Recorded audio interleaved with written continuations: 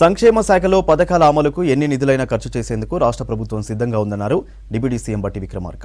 సెక్రటేరియట్లో SC, ST, BC, minority సంక్షేమ శాఖల ప్రీ బడ్జెట్ సమావేశం నిర్వహించారు. బట్టి పలు అంశాలపై ఉన్నతాధికారులతో చర్చించారు.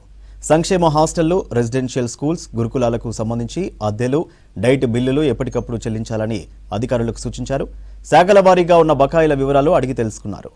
బకాయిలకు సంబంధించి శాఖల అధికారులు బాధ్యత తీసుకుని ఆర్థిక శాఖ నుంచి బిల్లులు ఎప్పటికప్పుడు మంజూరు చేయించుకోవాలని సూచించారు.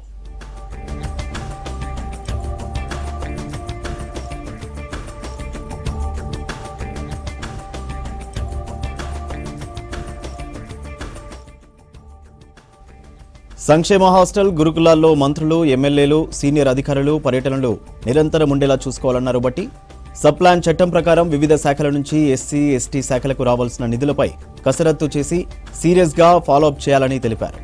కేంద్ర పథకాలకు సంబంధించి ఎప్పటికప్పుడు యూటిలైజేషన్ సర్టిఫికెట్లు సమర్పించి నిధులు రాబట్టడంలో వేగం పెంచాలని అధికారులను ఆదేశించారు. బట్టి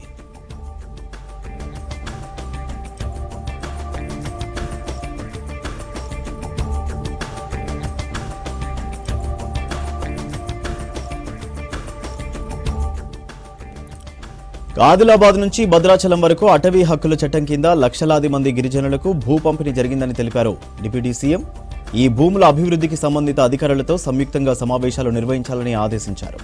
సోలార్ పవర్ ఆధారంగా సాగు విస్తీర్ణాన్ని పెంచడం, అటవీ విస్తీర్ణం పెంచేలా చర్యలు తీసుకోవాలన్నారు. అవకాడో, వెదురు వంటి పంటల సాగుకు ప్రణాళికలు రచించి రాబోయే 2 ఏళ్లలో ఫలితాలు అందేలా ప్రణాళికలు సిద్ధం చేయాలని కోరారు.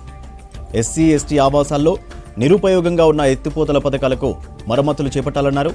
ఆ వర్గాల ఆదాయం పెంచేందుకు చర్యలు చేపట్టాలని సూచించారు డిప్యూటీ సీఎం బట్టి విక్రమార్క.